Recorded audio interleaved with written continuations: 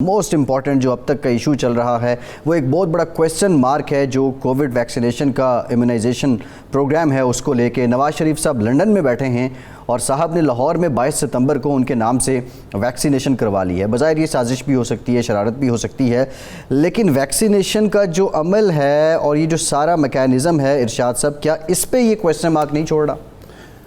دیکھیں، اگر یہ شرارت ہوئی ہے، سازش ہوئی ہے موجودہ حکومت کو بدنام کرنے کے لیے یا موجودہ سسٹم کو، یا یہ کوتاہی ہے جو ہمارے اداروں میں عام طور پر ہوتی ہے۔ ہم پہلے ایک دفعہ ہم نے سب سے پہلے یہ کہا تھا کہ جعلی سرٹیفکیٹ بن رہے ہیں اور بعد میں پھر وہ ساری چیزیں سامنے بھی آئی ہیں۔ ہر صورت میں یہ پاکستان کو بدنام کرنے کا ایک طریقہ ہے۔ بدنامی میں اضافہ ہو سکتا ہے کہ ہمارے سسٹم پر ابھی ہم ریڈ لسٹ سے نکلے ہیں، برطانیہ نے ہمیں نکالا ہے اور پروازیں بحال ہوئی ہیں، مسافروں کا آنا جانا۔ اس موقع پر اس طرح کی چیز کرنا یا ہونا دونوں صورتوں میں بہرحال ہمارے لیے تشویش کا باعث ہے۔ اتفاق سے جناب شہباز گل صاحب ہمارے پاس موجود ہیں، تو ہم ان سے پوچھیں گے کہ شہباز گل صاحب، نواز شریف صاحب لاہور آئے، انہوں نے ویکسین لگوائی اور آرام سے چلے گئے، نہ آپ نے ان کو گرفتار کیا نہ پتہ چلنے دیا۔ آپ کیا سمجھتے ہیں کہ یہ کیا ہوا ہے؟ بسم اللہ الرحمن الرحیم، بہت شکریہ آپ کا۔ دیکھیے، بات یہ ہے کہ سب سے پہلے تو آپ کو یہ دیکھنا پڑے گا کہ یہ کیا پاکستان کو بدنام کرنے کی پہلی دفعہ سازش ہے؟ تو آپ کو جواب آئے گا کہ یہ نہیں، پہلی دفعہ سازش نہیں ہے۔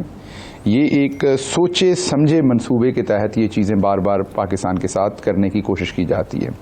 آپ نے جیسے ابھی فرمایا کہ ابھی ہمارے ہاں فلائٹس کھل رہی ہیں، ابھی ہم ریڈ لسٹ سے نکلے ہیں انگلینڈ میں، دوسری جگہوں پر بھی، اور اس ٹائم پہ پاکستان جس کا کہ ویکسینیشن اور کرونا کے خلاف جو پاکستان کی اوور آل لڑائی ہے، وہ اگر آپ دیکھیں تو وہ ایگزمپلری ہے۔ یہ میں نہیں کہہ رہا، یہ WHO کہہ رہا ہے، یہ اکانومسٹ کہہ رہا ہے، یہ ورلڈ بینک کہہ رہا ہے، یہ دنیا کے جتنے بڑے ادارے ہیں وہ پاکستان کو، جو پہلے 3 بہترین ملک ہیں جنہوں نے کووڈ کے خلاف بہترین حکمت عملی بنائی، ان میں سے ایک پاکستان کو کہا جاتا ہے۔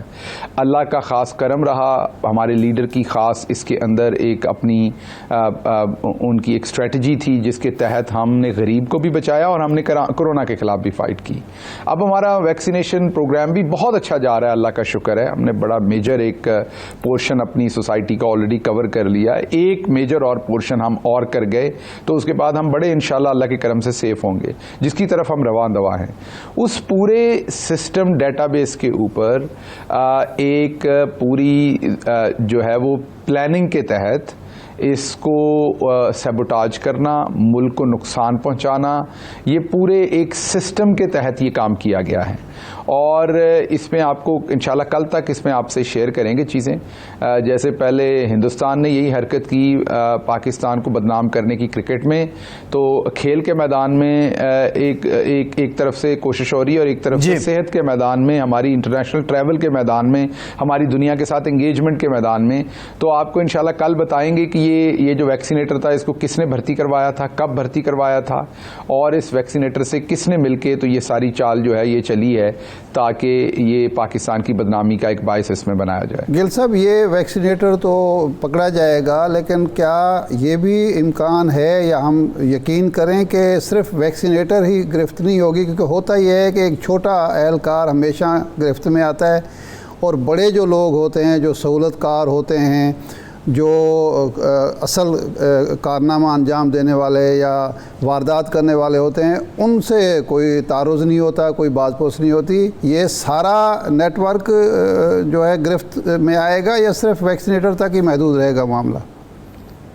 نہیں جی، اس پہ سارے پہ تحقیق ہو رہی ہے، اور اس میں جو وہ جو بی بی صاحبہ ہیں نا جو کہتی ہیں میں اس ٹائم نون لیگ قطر میں شامل تھی، میں نون لیگ پاکستان میں نہیں تھی، یہ انہی کے دماغ کا ایک شاخسانہ لگتا ہے فی الحال پریلیمنری انویسٹیگیشن پہ۔ تھوڑی انویسٹیگیشن ہو لینے دیں، پھر حتمی بات آپ کو بتائیں گے اور ساری انفارمیشن آپ کے سامنے رکھیں گے۔ ابھی تھوڑا سا قبل از وقت ہے کوئی بات کریں۔ کوتاہی تو شہباز گل صاحب ہے، خواہ وہ ویکسینیٹر ہے یا کوئی اعلیٰ افسر ہے، سازش بھی ہے، لیکن جو یہ عمل ہے اس عمل کو نقصان بھی پہنچا ہے۔ گل صاحب، خرم دستگیر صاحب گزشتہ روز ہمارے ساتھ موجود تھے، اور انہوں نے ہمارے پروگرام یہ انکشاف کیا کہ آپ کے جو 2 سٹنگ منسٹر ہیں وہ بھی رابطے میں ہیں مسلم لیگ نون کے ساتھ. انہوں نے کہا کیا، پہلے یہ سن لیجئے پھر آگے جواب لیتے ہیں آپ سے. خرم صاحب، رانا صاحب فرما رہے ہیں کوئی 20 ارکان تحریک انصاف کے ہیں، الیکٹیبلز ہیں جو آپ سے رابطے میں ہیں، جن میں سے ایک کچھ تعداد تو مسلم لیگ نون سے ہی پی ٹی آئی میں گئے تھے یا وہ آزاد منتخب ہوئے تھے، تو وہ اپنے سیاسی مستقبل کا تخمینہ لگا رہے ہیں. نہیں 20 میں کوئی سٹنگ منسٹر بھی ہے؟ جی غالباً ہے، اس میں 1-2 ایسے ہمارے کولیگز ہیں جن کی خواہش ہے کہ وہ اگلا انتخاب جو ہے وہ مسلم لیگ نون کی طرف سے لڑیں. جی گل صاحب، یہ آپ نے سنا، اور بنیادی طور پہ جو ڈیٹیل ان سے بات ہوئی تو وہ کہہ رہے تھے کہ جو آپ کی حکومت کی کارکردگی ہے یہ لوگ اس کو اب لائبلٹی سمجھنے لگے ہیں اگلے الیکشن کے لیے، اور یہ لے کر وہ عوام کے پاس نہیں جا سکتے. دستگیر صاحب نے کہا. دیکھیے، پہلے تو میں کریکشن کر دوں کہ جو انہوں نے یہ نہیں کہا کہ کوئی بھی منسٹر ان کے شامل ہیں. آپ نے ان کو یہ سوال دیا، پوچھا، اور وہ بیچارے تھوڑے سے آکورڈ سچویشن میں پڑ گئے، تھوڑے رکے، پھر انہوں نے کہا غالباً کچھ ہیں. تو یہ بیان انہوں نے نہیں دیا. جو میں نے آپ نے جو مجھے ویڈیو سنائی اس میں تو یہ آپ کا سوال تھا، یہ ان کا نہیں تھا. اور جب ایک دو ہیں گل صاحب، ہم سوال کریں گے تو جواب دیں گے. انہوں نے کہا غالباً ارشاد صاحب انہوں نے کہا غالباً ایک آدھ ہے. پہلے وہ رکے تھوڑی دیر اور پھر انہوں نے کہا کہ ہاں غالباً کوئی 1-2 ہیں شاید بات چیت میں. تو اس سے واضح نظر آتا ہے کہ وہ ایسے he carried away with your question, ایسی کوئی بات نہیں تھی. تو وہ ذرا تھوڑا سا خرم صاحب جلدی کیریڈ اوے ہو جاتے ہیں. تو میں اس میں یہی کہوں گا کہ بس وہ کیریڈ اوے ہو گئے، اگر ان کے پاس ایک بندہ بھی ہو تو یہ ایک دن ضائع نہ کریں.